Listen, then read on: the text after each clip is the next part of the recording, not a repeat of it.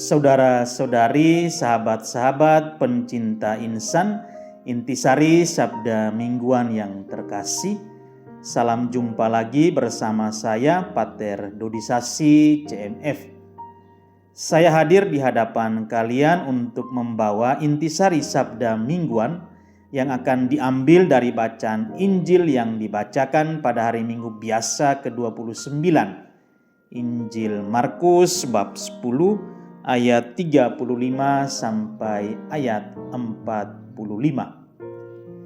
Kisah Injil pada hari Minggu biasa ke-29 ini menceritakan dua orang murid Yesus, Yakobus dan Yohanes, yang meminta kepada Yesus untuk duduk di sampingnya dalam kemuliaan.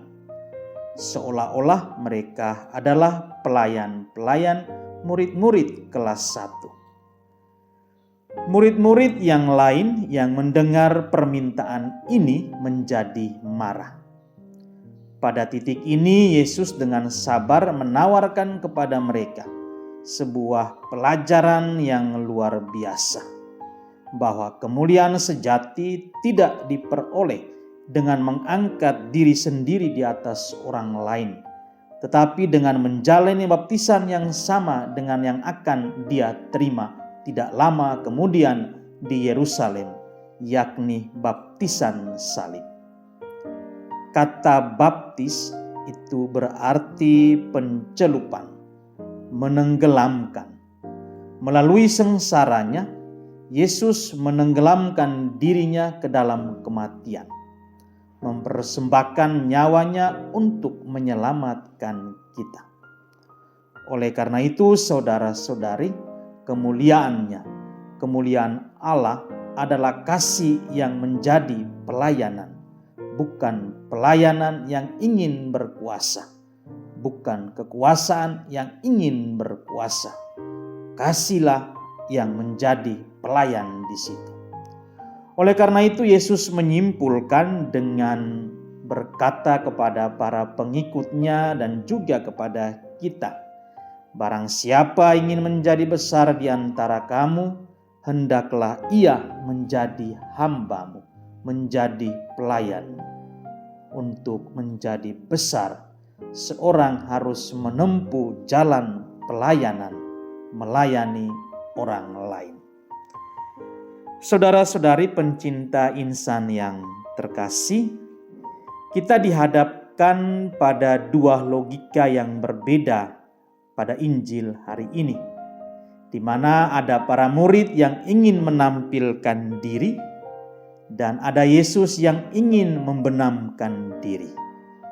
Karena itu mari kita berhenti sejenak untuk merenungkan kedua kata penting ini. Yang pertama adalah kata menampilkan atau menunjukkan diri. Kata ini mengungkapkan mentalitas duniawi yang selalu membuat kita tergoda, menjalani segala sesuatu, bahkan hubungan, untuk memenuhi ambisi kita, menaiki anak tangga kesuksesan untuk mencapai posisi-posisi penting, mengejar gengsi pribadi yang dapat menjadi penyakit roh, bahkan menyamar di balik niat baik. Misalnya ketika di balik kebaikan yang kita lakukan atau kita khotbahkan, kita sebenarnya hanya mencari diri kita sendiri dan penegasan kita sendiri, yaitu untuk dipuji, untuk naik jabatan dan macam-macamnya. Dan kita melihat juga ini di dalam gereja. Betapa seringnya juga kita orang Katolik yang seharusnya menjadi seorang pelayan, mencoba untuk memanjat, menjilat, dan menampilkan diri demi pujian sesaat, demi karir, demi jabatan tertentu. Oleh karena itu, saudara-saudariku, kita selalu dan kita perlu memeriksa niat hati kita yang sebenarnya, untuk bertanya pada diri kita sendiri, Mengapa saya melakukan pekerjaan ini? Mengapa saya melakukan tanggung jawab ini? Untuk memberikan pelayanan atau untuk diperhatikan, dipuji, dan menerima tepukan tangan atau sanjungan-sanjungan palsukah? Terhadap logika duniawi ini, Yesus menabrak dengan logikanya. Logika kasih, logika Allah, dan logika Yesus sendiri. Alih-alih meninggikan diri di atas orang lain, turunlah dari tumpuan Anda untuk melayani mereka. Alih-alih meninggikan diri di atas orang lain, benamkan diri Anda dalam kehidupan orang lain. Itu kata yang pertama, menampilkan. Kata yang kedua, membenamkan atau menenggelamkan diri. Yesus meminta kita semua untuk membenamkan diri, menenggelamkan diri. Membenamkan diri dalam baptisan yang harus diterima, yaitu penderitaan dan kematiannya. Yakobus dan Yohanes yang masih membidik keistimewaan yang diharapkan.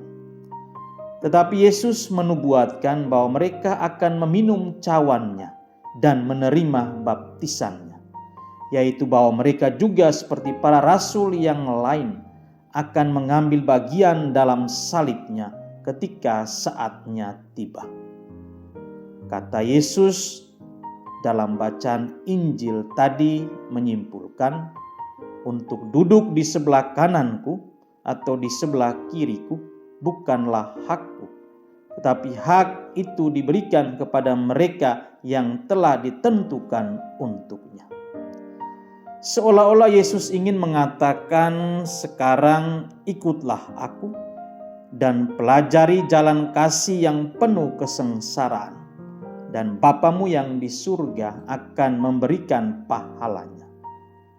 Jalan kasih, saudara-saudariku, selalu merugi dalam tanda kutip, karena mengasihi berarti mengesampingkan keegoisan kita, mementingkan diri sendiri untuk melayani orang lain.